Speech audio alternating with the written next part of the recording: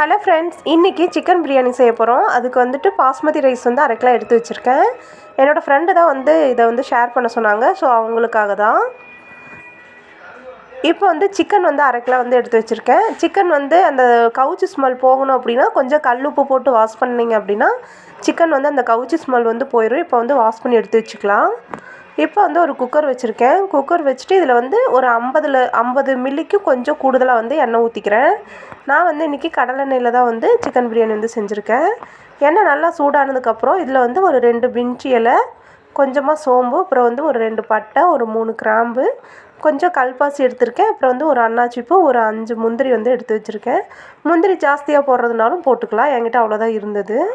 So இப்போ வந்து எண்ணெய் காஞ்சதுக்கப்புறம் இதெல்லாம் போட்டுக்கலாம். இதில் வந்து 2 ஏலக்காய் வந்து சேர்த்துருக்கேன். இது நல்லா பொரிஞ்சதுக்கப்புறம் நான் வந்து 2 பெரிய வெங்காயம் வந்து கட் பண்ணி வச்சுருக்கேன். ஸோ இதையும் வந்து இதில் வந்து ஆட் பண்ணிக்கலாம். வெங்காயம் நம்ம எந்த அளவுக்கு வதக்குறோமோ அப்போ தான் வந்து பிரியாணி வந்து நல்லா டேஸ்ட்டு கொடுக்கும்.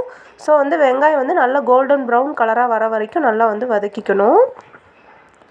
இப்போ வந்து வெங்காயம் வந்து ஓரளவுக்கு வதங்கிருச்சு. இப்போ வந்து இதில் வந்து நம்ம தக்காளி சேர்த்துக்கலாம். நான் வந்து தக்காளி பெரிய பழமாக ஒரு பழம் வந்து சேர்த்துருக்கேன். மேக்ஸிமம் வந்து தக்காளி சேர்த்தாமையுமே வந்து பிரியாணி செய்வாங்க. ஆனால் வந்து தக்காளி சேர்த்தா தான் அதோடய டேஸ்ட் எங்களுக்கு பிடிக்கும். ஸோ அதனால் வந்து நான் தக்காளி சேர்த்துருக்கேன்.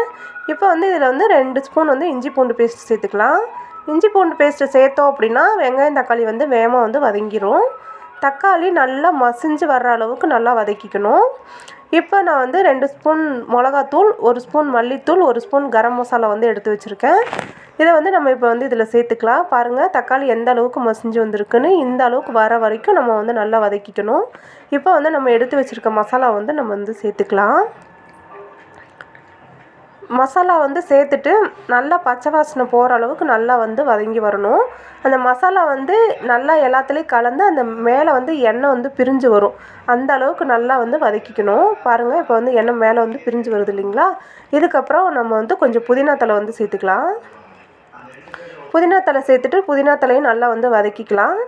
இதோட பச்சை வாசனை நல்லா வந்து இது சுருண்டு வர வரைக்கும் நல்லா வந்து வதக்கிக்கணும்.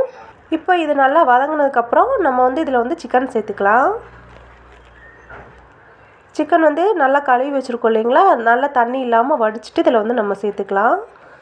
சிக்கன் சேர்த்ததுக்கப்புறம் நல்லா கிளறி விட்டுட்டு இப்போ நம்ம வந்து சிக்கனுக்கு தேவையான அளவு மட்டும் உப்பு வந்து சேர்த்துக்கலாம். உப்பு சேர்த்துட்டு நல்லா வந்து கிளறி விட்டுக்கலாம். சிக்கன் வந்து நல்லா சாஃப்டாக வெந்து வரணும் அப்படின்னா இதில் வந்து ஒரு 2 ஸ்பூன் தயிர் சேர்த்திங்க அப்படின்னா சிக்கன் நல்லா வந்து சாஃப்டாக வெந்து வரும். ஸோ அதனால் வந்து நான் ஒரு 2 ஸ்பூன் தயிர் சேர்த்துட்டு நல்லா வந்து பிரட்டி விட்டுக்கிறேன். இப்போ வந்து நம்ம இதை குக்கரை வந்து மூடி வச்சு ஒரு 2 to 3 விசில் விட்டோம் அப்படின்னா கறி நல்லா வந்து சாஃப்டாக வெந்துடும். அதுக்கப்புறமா நம்ம வந்துட்டு நம்ம தம் போட்டுக்கலாம். அப்போ தான் வந்து பிரியாணி வந்து நல்லாயிருக்கும். குக்கரில் வந்து வச்சோம் அப்படின்னா விசில் விட வேண்டாம். விசில் விடாமல் நம்ம வந்து தம் போட்டு இறக்கணும் அப்படின்னா ரொம்ப டேஸ்ட்டாக வரும். இப்போ வந்து நான் இதில் கொஞ்சம் கஸ்தூரி மேத்தி வந்து சேர்த்துருக்கேன். கஸ்தூரி மேத்தி சேர்த்தோம் அப்படின்னா அந்த ஹோட்டல் ஸ்டைலில் அந்த சாப்பிட்ற ஒரு ஃபீல் இருக்கும். அதனால தான் இப்போ இதை வந்து மூடி வச்சு நான் வந்து ஒரு 3 விசில் விட்டுக்கிறேன். பாருங்கள் 3 விசில் விட்டு எடுத்தாச்சு. நல்லா கறி வந்து நல்லா சாஃப்டாக வெந்து வந்திருக்கு. இப்போ வந்து நம்ம இதில் வந்து பிரியாணிக்கு தேவையான அளவு தண்ணி வந்து சேர்த்துக்கலாம். தண்ணி வந்து எப்போவுமே பச்சை தண்ணி வந்து சேர்த்தக்கூடாது. இப்போ வந்து நான் 2 டம்ளர் அரிசி போட்டிருக்கேன். அதனால் 4 டம்ளர் தண்ணி வந்து நான் வந்து நல்லா கொதிக்க வச்சுருக்கேன். இப்போ வந்து இந்த தண்ணியை வந்து நல்லா சேர்த்துக்கலாம். இந்த மாதிரி கொதிக்கிற தண்ணி வந்து சேர்த்து வைக்கிறப்போ பிரியாணி வந்து நல்லா டேஸ்ட்டாக வரும், குலையாமல் இருக்கும். ஸோ அதனால தான்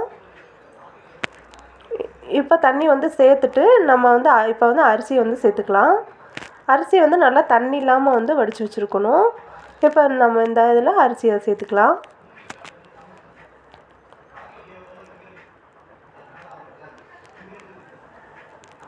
அரிசியை வந்து இப்போ சேர்த்துட்டு இப்போ இதுக்கு தேவையான அளவு வந்து உப்பு போட்டுக்கலாம். நம்ம ஏற்கனவே வந்து கறி வேகிற அளவுக்கு உப்பு போட்டிருக்கோம்.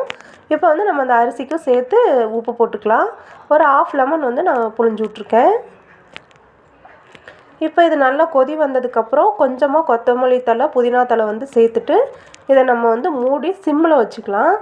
மூடி சிம்மில் வச்சுட்டு நீங்கள் விசில் விடுறதா இருந்தாலும் ஒரு விசில் விட்டீங்க அப்படின்னா பிரியாணியோட அளவு வந்து கரெக்டாக இருக்கும். இல்லை தம் போட்டு இறக்கலாம் அப்படின்னு நினச்சிங்க அப்படின்னா இதை வந்து நீங்கள் நல்லா குக்கரை மூடிட்டு நல்லா சிம்மில் வச்சுக்கணும். சிம்மில் வச்சுட்டு ஒரு 20 நிமிஷம் கழித்து எடுத்தீங்க அப்படின்னா பிரியாணி வந்து நல்லா உதிரியாக வந்திருக்கும். ஸோ வந்து அவ்வளோதாங்க. இப்போ நம்ம விசில் அடங்கினதுக்கப்புறம் பார்த்தோம்னா பிரியாணி வந்து நல்லா டேஸ்ட்டாக வந்திருக்கும். ஸோ வந்து இந்த மெத்தடில் நீங்கள் வந்து ட்ரை பண்ணி பாருங்கள். சிக்கன் பிரியாணி ரொம்ப ரொம்ப டேஸ்ட்டாக வரும். நம்ம வீட்டில் இருக்க பொருளை வச்சு இதெல்லாம் வந்து செஞ்சிடலாம்.